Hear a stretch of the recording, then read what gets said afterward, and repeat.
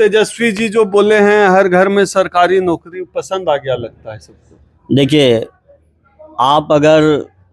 आप सवाल जो है ना क्विज वाला कर रहे हैं और ये वाला सवाल सही नहीं है। आप ये फंसाने वाली सवाल कर रहे हैं कि मुसलमानों तुम अपने घर में क्यों सोए हुए हो, बाहर निकलो। जामा मस्जिद दिल्ली से लेकर कश्मीरी गेट तक जितने भी पेड़ देखते हैं, हर पेड़ में मुसलमानों के सर लटके हुए मिलते। गिरिराज सिंह ने इस बिना पे कहा है कि मुस्लिम बीजेपी जो भी व्यवस्था देती है उसके बदले वोट नहीं करता, इसलिए नमक हराम है।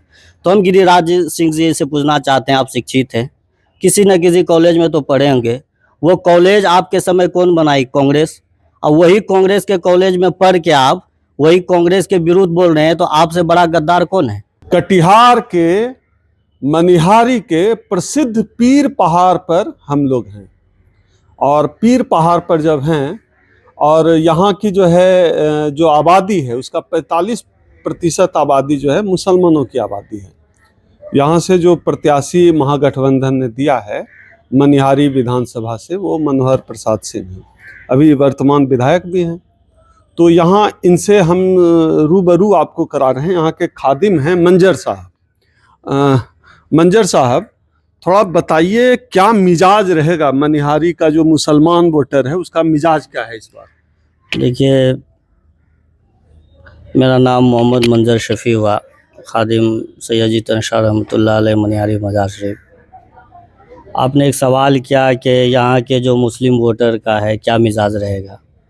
तो सबसे पहली बात तो ये हम सबको जान लेना चाहिए कि आप जब वोटिंग करने जाएं तो वहाँ जात पात धर्म से ऊपर उठकर वोट करें। और हमारे देश की, हमारे यहाँ की ये विडंबना है, खासकर नौजवानों के बीच में, कि हम धर्म जाति इसको देखकर वोट करते हैं। काम या किसी सरकार ने क्या वादा आपसे क्या पूरा किया या नहीं किया, इसको कभी नहीं देखते। और हम आज किसी न किसी पार्टी के समर्थक हैं जो किसी भी लोकतांत्रिक व्यवस्था के लिए सही नहीं है। क्योंकि अगर आप किसी पार्टी के समर्थक हो जाएंगे तो उस पार्टी के अंदर कुछ कमियां भी होगी तो आप उसको इग्नोर कर कर आगे बढ़ जाएंगे, जो लोकतांत्रिक व्यवस्था के लिए। मंजर साहब, आप जो बोल रहे हैं वो आदर्श स्थिति है कि आदर्श स्थिति है, ऐसा ही होना चाहिए, लेकिन प्रैक्टिकली ऐसा होता नहीं है।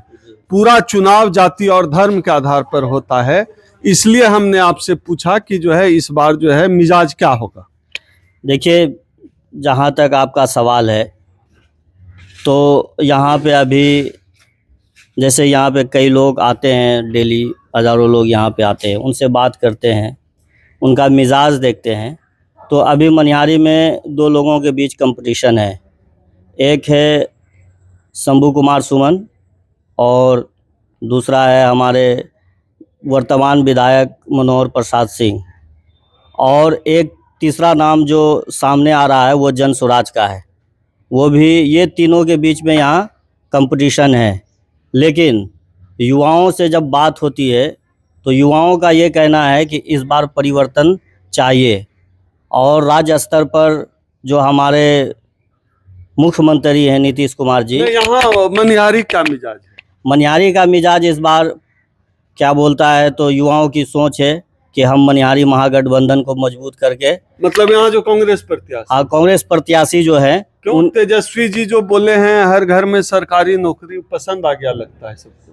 देखिए, आप सवाल जो है ना क्विज वाला कर रहे हैं और ये वाला सवाल सही नहीं है। आप ये फंसाने वाली सवाल कर रहे हैं। जो सवाल कर रहे हैं थोड़ा डिटेल्स में जाने दीजिए। दो तरह के यहाँ वादे हुए। एक वादा नीतीश जी ने करा, तो युवा वर्ग जो है नीतीश जी के कार्य से, कुछ कार्य से खुश है तो कुछ कार्य से खुश नहीं है। जैसे अच्छा, खुश नहीं है तो 10-10 हजार रुपया महीना तो दे दिया महिलाओं के अकाउंट में, अब काहे ने वोट? आपने सवाल ही गलत किया है। 10-10 हजार महीना किस महिला को मिला है? सुनने में आया सब महिला के अकाउंट में गया। 10,000 रुपया महिला के अकाउंट में दिया गया है बिजनेस पर्पज से। और फिर आप मुझे बताइए कि 10,000 में कौन सा बिजनेस स्टार्ट होगा? और क्या बोलता है 10,000 रुपया में आप बिजनेस पर्पज से महिलाओं को दिए हैं, तो आप ही बताइए 10,000 में महिलाओं का कौन सा बिजनेस होगा? अच्छा, आप तो उल्टा नहीं, तो आप उल्टा बात कर दिए। मैंने नीतीश जी 10-10 हजार रुपया दे भी दिए, अकाउंट में विश्वास नहीं है, लेकिन तेजस्वी जी है सबके अकाउंट में, सबको जो है सरकारी नौकरी देगा, ये आपको विश्वास है? मैंने अभी आपको पक्ष और विपक्ष की बात ही नहीं किया। मैं जो कहना चाहता हूँ वो मुझे कहने दिया जाए।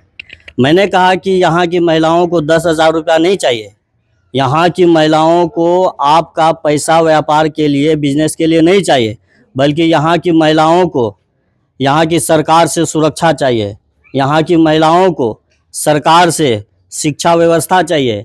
यहाँ बिहार की महिलाओं को अन्य राज्य की तरह यहाँ की महिलाएं भी पढ़ लिख सके, वो व्यवस्था चाहिए।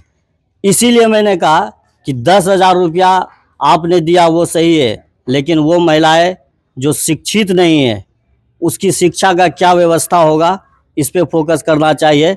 अगर हम शिक्षा देंगे तो खुद ब खुद महिला लेकिन कमाने कहीं लायक हो ऐसा जाएगी। तो नहीं है कि गिरिराज सिंह जो है कभी पाकिस्तान भेजने की धमकी देते हैं, कभी जो है बोलते हैं कि नमक हराम है, ये सब डर से तो नहीं आप लोग महागठबंधन की तरफ, आप ये सब शिक्षा उक्षा की बात कर रहे हैं? एक बात बताइए आप हमको, गिरिराज सिंह है कौन? गिरिराज सिंह कहते हैं कि मुसलमान अगर हमको वोट नहीं करता है, सरकार का फायदा लेके वोट नहीं करता है, वो नमक हराम है। तो आपने सवाल किया, तो गिरिराज के इस सवाल जवाब जो दिए उसका जवाब सुन लीजिए। गिरिराज सिंह ने इस बिना पे कहा है कि मुस्लिम बीजेपी जो भी व्यवस्था देती है उसके बदले वोट नहीं करता, इसलिए नमक हराम है। तो हम गिरिराज सिंह जी से पूछना चाहते हैं, आप शिक्षित हैं, किसी न किसी कॉलेज में तो पढ़े होंगे।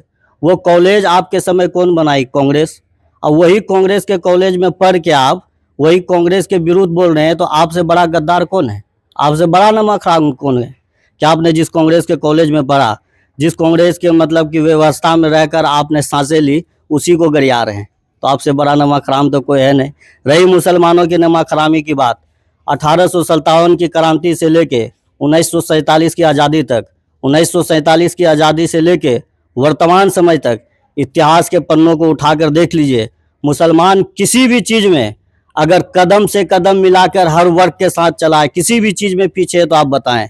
आज़ादी से लेकर अभी तक क्या बोल रहा हूँ, 1857 की क्रांति में पूरे हिंदुस्तान में जामा मस्जिद से ये ऐलान हो गया कि मुसलमानों तुम अपने घर में क्यों सोए हुए हो, बाहर निकलो, ये अंग्रेज जो है तुम्हारे देश के साथ अत्याचार कर रहा है, तुम्हारे दो लोगों के साथ अत्याचार कर रहा है।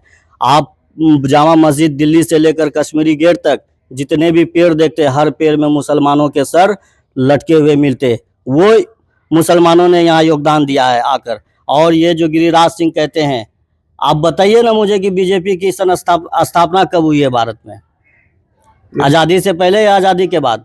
आप बताइए। तो आज़ादी के बाद का ही मामला है। उसका क्या रोल है बीजेपी में आज़ादी तो का? आप सवाल पूछ रहे हैं, तो इसका जवाब तो बीजेपी के नेता देंगे। तो जब नहीं है तो गिरिराज सिंह कैसे कह रहे हैं कि नमक हराम है? नमक हराम तो वो है कि हिंदू मुस्लिम ने अपने जान की बाजी लगाकर देश को आज़ादी दिलाई। और जब बंटवारा हुआ जिस समय, तो उस समय हुआ कि धर्म के नाम पे बंटवारा हुआ, तो कुछ लोग पाकिस्तान चले गए। लेकिन जब जो लोग भारत में रहे उनसे कहा गया कि आप पाकिस्तान जाओगे, लेकिन भारत में हमारे पूर्वज जब रहे तो उन्होंने कहा कि इस मिट्टी से हमें प्यार है, हमें इस मिट्टी में, इस आज़ाद फिजाओं में रहने दिया जाए। और हम अपने मन से, बाई चांस नहीं बाई चॉइस यहाँ रहे हैं, क्योंकि इस सरजमी से हमें प्यार है। ये तो शानदार बात आपने कहा। और भी साथी, इस बार क्या मनिहारी क्या मिजाज है, किधर वोट जाएगा? कांग्रेस को जाएगा। अच्छा, कांग्रेस को काहे जाएगा? इसलिए कांग्रेस को जगह कि कांग्रेस देश को आज़ाद किया हिंदू मुस्लिम मिल करके, इसलिए कि बाजरा का रोटी, गेहूं का रोटी, जो भी कन खा करके इंदिरा कांग्रेस के समय में देश को, जनता को पोसा है, जनता को पाला है। लेकिन आज कितना दिन बीजेपी आया है तो कोरोना फैला देता है, तो बीमारी फैला देता है, जाति पाति फैला देता है। इसलिए हम लोग चाहते हैं कि कांग्रेस रहेगा, कांग्रेस का जीत बनेगा। अब इनकी बात, इनका जो पक्ष है बड़ा महत्वपूर्ण है, क्योंकि हम मनिहारी विधानसभा में इस समय हैं और यहाँ 45% जो है मुसलमान आबादी है। तो इसका बहुत असर देखने को मिलेगा। कितना देखने को मिलेगा, कितना असर रहेगा, ये तो आने वाला वक्त बताएगा। तब तक आप देखते रहिए द एक्टिविस्ट।